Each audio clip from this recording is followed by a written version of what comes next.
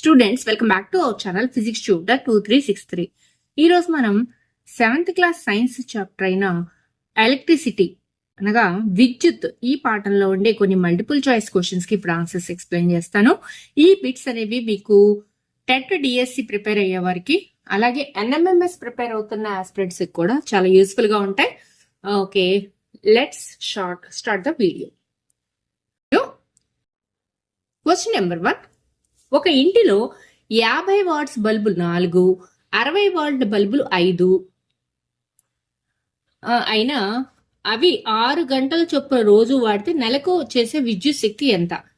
ఈ క్వశ్చన్ కి ఎలా ఆన్సర్ చేయాలంటే 50 వాట్ల బల్బులు ఎన్నమాట? 4. 50 వాట్లు 4, 50 into 4, that is 200 what hours అనమాట. అట్లాగే వాట్స్ 200 వాట్స్ అనమాట టోటల్ వాటేజీ. అలాగే 60 వాట్లు ఏంటి అనమాట 5, 60 into 5, దట్ ఈస్ 300. అయితే వీటిని రోజుకి 6 గంటల చొప్పున అంటే మొత్తం వాటేజీ 200 + 300, దట్ ఈస్ 500 వాట్స్. వీటిని రోజుకి 6 గంటల చొప్పున అంటున్నారు కాబట్టి 6 into 500, that is 3000 what hours. 3000 what hours. ఇది ఒక్క రోజులో వచ్చే కరెంట్ బిల్లు. దీన్ని కిలోవాట్ అవర్ లో మార్చితే బై 1000 వేస్తాము. 3000 by 1000, that is 3 kilowatt hours అవుతుంది. 3 కిలోవాట్ అవర్స్ అనమాట. అయితే ఈ 3 కిలోవాట్ అవర్స్ అనేది ఒక రోజుకి అయ్యే కరెంట్ బిల్లు. అయితే నెలకు అయ్యే కరెంట్ బిల్లు ఎంత అంటే 1 మంత్ కి 30 డేస్ కాబట్టి 1 మంత్ కి 30 డేస్ కాబట్టి 1 మంత్ కి అయ్యే కరెంట్ బిల్ ఎంత అంటే 30 into 3, దట్ ఈస్ 90 యూనిట్స్ అనమాట. So 90 units, option B is the right answer. ఇక్కడ నెక్స్ట్ క్వశ్చన్ నెంబర్ 2. 40 వాట్స్, ఇది వోల్ట్స్ కాదు యాక్చువల్గా, ఇది వాట్.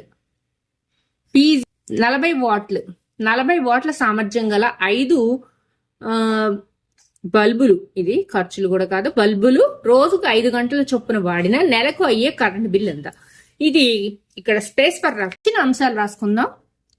చిన్న ఏంటంటే 40 వాట్లు, అక్కడ వాటేజ్ ఇచ్చారు 40 వాట్స్ అని. అలాగే రోజుకి 5 బల్బులు, రోజుకి 5 గంటలు. సో 5 బల్బులు కాబట్టి 40 into 5, 200 వాట్స్ అనేది టోటల్ వాటేజ్. అయితే ఇవి రోజుకి ఎన్ని గంటలు యూజ్ చేస్తున్నారు అనమాట? 5 hours. 200 into 5, that is 1000 what hours.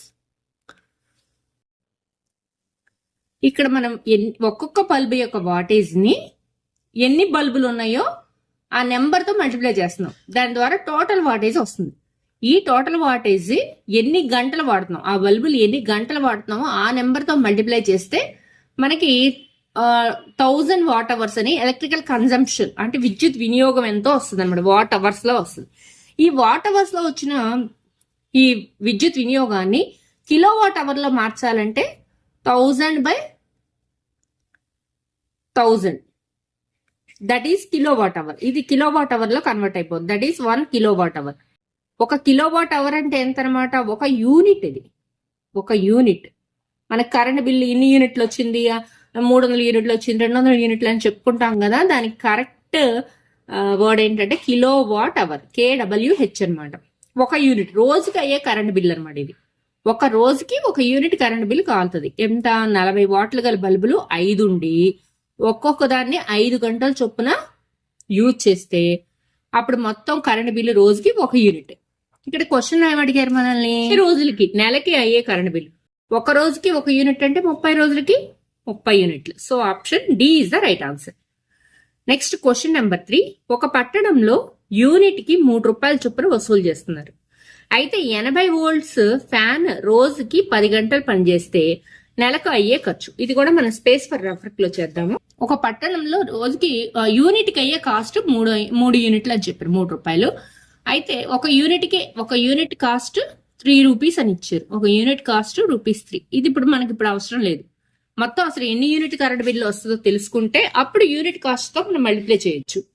Current bill కోసం ఇక్కడ ఏంటంటే 80 వాట్ల ఫ్యాన్ అనమాట. అది ఫ్యాన్ వచ్చేసరికి 80 వాట్ల ఫ్యాన్ రోజుకి ఎన్ని గంటలు వాడుతున్నారు? అక్కడ 10 hours. So 80 into 10, 800 what hours ఒక రోజులో. అయితే 1 month కి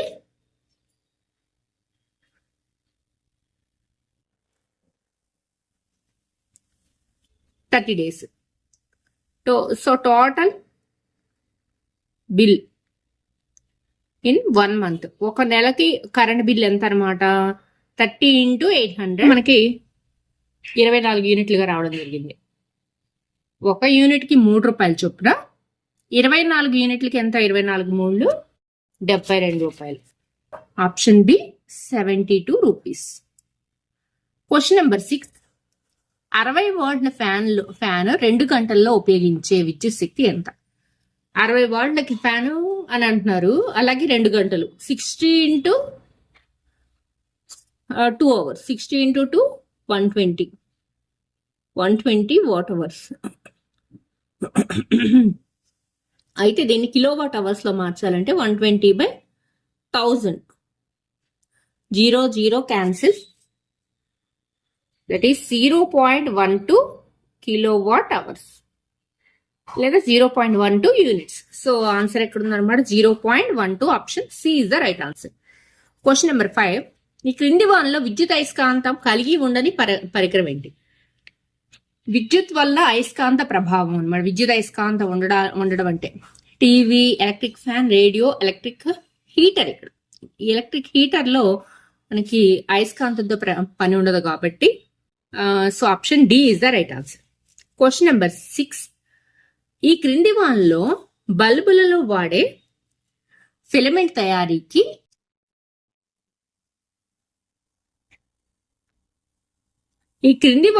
బల్బులలో వాడే ఫిలమెంట్ తయారీకి వాడు లోహాన్ని గుర్తించండి. ఫిలమెంట్ తయారీకి టంగ్స్టన్ యూజ్ చేస్తారు. Option A tungsten is the right answer. Question number 7. క్రింది వానిలో ఉష్ణ పదార్థాన్ని డాష్ కలిగి ఉండనిది. ఉష్ణ పదార్థం అంటే విద్యుత్ వల్ల ఉష్ణ పదార్థం.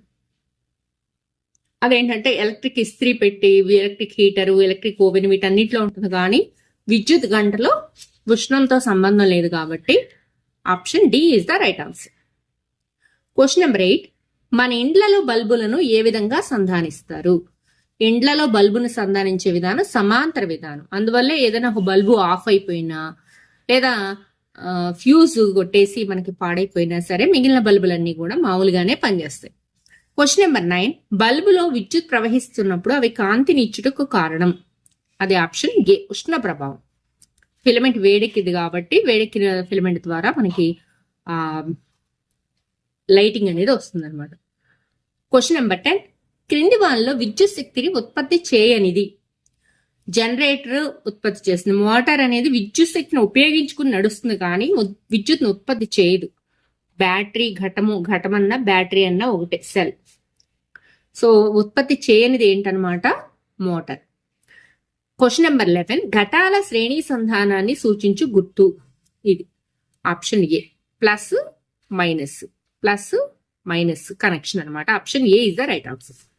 Question number 12. ఈ క్రింది వాళ్ళలో విద్యుత్తును ఆదా చేయుటకు ఉపయోగపడనిది. ఇక్కడ ఆప్షన్స్ చదవాల్సిందే. ఏసీని ఆపి ఫ్రిడ్జ్ డోర్ తెరిచి గదిని చల్లబరచడం. ఇది ఉపయోగం ఏముంది? విద్యుత్తును ఆదా చేయడానికి ఫ్రిడ్జ్ డోర్ తెరుస్తామా? తప్పు. విద్యుత్ ఇస్త్రీ పెట్టితే ఒకేసారి 2 లేదా అంతకంటే ఎక్కువ బట్టలను ఇస్త్రీ చేయటం, ఇది కాదు. అలాగే 1 కంటే ఎక్కువ విద్యుత్ పరికరాలు ఒకే పాకెట్కి కాదు, ఇది ఒకే సాకెట్కి కలపడం, ఇది కూడా రాంగ్. సో ఆప్షన్ 1 2 3 ఇవి 3 కూడా విద్యుత్ని ఆదా చేయడానికి మనం అనుసరించిన విధానాలు అన్నమాట. Question number 13. సాధారణంగా ఏ మిశ్రమ లోహంతో ఫ్యూజ్ తీగను తయారు చేస్తారు? This is tin lead.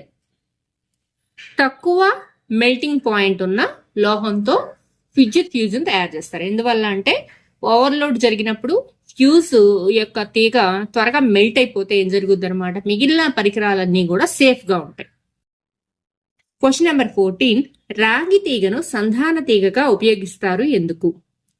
ఎందువల్ల అంటే కాపర్ తక్కువ నిరోధాన్ని కలిగి ఉంటుంది. Option C is the right answer. Copper ద్రవీభవన స్థానం తక్కువ, మందంగా ఉంటుంది, ఇవేమీ కావు. కాపర్ తక్కువ నిరోధాన్ని కలిగి ఉంటుంది.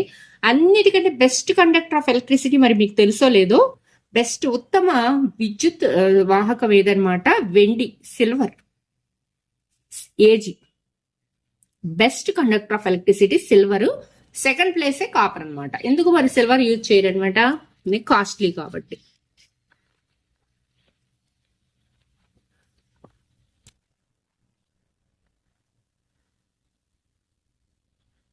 Question number 15. ఏ వలయంలో బల్బులు కాంతివంతంగా వెలుగును? ఇక్కడ చూడండి, ఇది కూడా 1.5 వోల్ట్ బ్యాటరీ. ఇక్కడ 2 బల్బులు విడివిడిగా ఇచ్చారు. ఇక్కడేమో 0.5, 0.5, 0.5 మూడింటిని శ్రేణి సంధానంలో కలిపారు. శ్రేణి సంధానంలో కలిపినప్పుడు 3 బ్యాటరీల్ని కలిపితే ఫలిత ఈఎంఎఫ్ ఎంత అనమాట, ఫలిత వోల్టేజీ మూడింటిని కలిపితే వచ్చే వోల్టేజే ఫలిత వోల్టేజ్ అవుతుంది. సో మూడింటిని కలిపితే 1.5 వోల్టే కాబట్టి దీని ద్వారా బల్బులు ఎలా వెలుగుతాయో ఇలాంటి సంధానం ద్వారా కూడా సేమ్ అదే విధంగా బల్బులు వెలుగుతాయి. సో పి మరియు క్యూలలో సమానంగా కాంతివంతంగా. Option C is the right answer. Question number 16. A, B మరియు సి అనే 3 బల్బులు పటంలో చూపబడిన విధంగా కలపబడిన. బల్బు ఏ, బి మరియు సిలు ఒకేలాంటివి. ఒకవేళ బల్బు సి ఆరిపోతే ఏమవుతుంది? సి బల్బు కనుక ఆరిపోతే ఏమవుతుంది అనమాట, ఏ బల్బు యొక్క కాంతి తీవ్రత తగ్గి ఈ బి బల్బు ఎక్కువ ప్రకాశవంతంగా వెలుగుతుంది అనమాట. ఎందుకంటే ఈ 2 ప్యారలల్ గా కనెక్ట్ చేశారు కాబట్టి. Option C. Question number 17. క్రింది వాన్లో టార్చ్ లైట్ వలయ నిర్మాణము. ఇక్కడ చూడండి, బ్యాటరీలు మూడునేమో శ్రేణి సంధానంలో కలిపారు. 3 బ్యాటరీలు శ్రేణి సంధానంలో ఎక్కడ ఉన్నాయి? ఇది ఇక్కడ ఉన్నాయి. అలాగే ఇక్కడ నుంచి ఒక స్విచ్ కనెక్ట్ చేశారు. ఓకే, ఇక్కడ ఒక switch, next bulb. So option D is the right answer. Question number 18. వలయ నిర్మాణాలు పరిశీలించి క్రింది వాన్లో సరైన వాక్యాన్ని ఎన్నుకును. ఇక్కడ వలయ నిర్మాణాల్లో 2 బల్బులు 2 బ్యాటరీలు శ్రేణి సంధానంలో ఉన్నాయి. బల్బు, ఇంకో బల్బు, అలాగే ఒక స్విచ్. ఇక్కడ 3 బ్యాటరీలు శ్రేణి సంధానంలో ఉన్నాయి. 2 స్విచ్లు, 2 బల్బులు ఉన్నాయి. ఏ వై వలయం శ్రేణి సంధాన వలయం. ఓకే, ఇది రైట్. వై వలయం శ్రేణి సంధానంలోనే కలిపారు. సో ఇది కరెక్టే.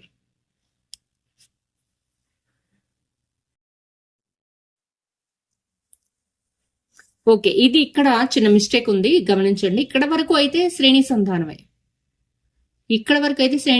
మళ్ళీ ఇక్కడ నుంచి ఇలా కూడా కలిపారు కదా, కాబట్టి శ్రేణి సంధానం అంటానికి లేదు. ఇది శ్రేణి సంధానం. మళ్ళీ ఎక్స్ అయితే కనుక శ్రేణి సంధానం. సో ఏ అనేది wrong. Next option B. X వలయం నందు 2వ బల్బు S1 ని మూసినప్పుడు మొదటి బల్బు వెలగకపోయినా వెలుగును. ఎక్స్ వలయంతో 2వ బల్బు S1 ని మూసాము స్విచ్ ని. మొదటి బల్బు వెలగకపోయినా, మొదటి బల్బు కనుక మాడిపోతే ఇది బల్బు ఎలా వెలుగుద్ది? కాబట్టి ఇది రాంగ్. వై వలయంలో S2 ని మూసినప్పుడు, ఓకే, S2 ని మూసినప్పుడు మాత్రమే 3వ బల్బు వెలుగును. అవును, ఇది కరెక్టే. So option C is the right answer. X మరియు వైలు సమాంతర సంధానాల వలయాలు, ఇది తప్పు. ఎక్స్ అనేది శ్రేణి సంధానంలోను, వై అనేది సమాంతర సంధానంలోనూ ఉన్నాయి కాబట్టి. Question number 19.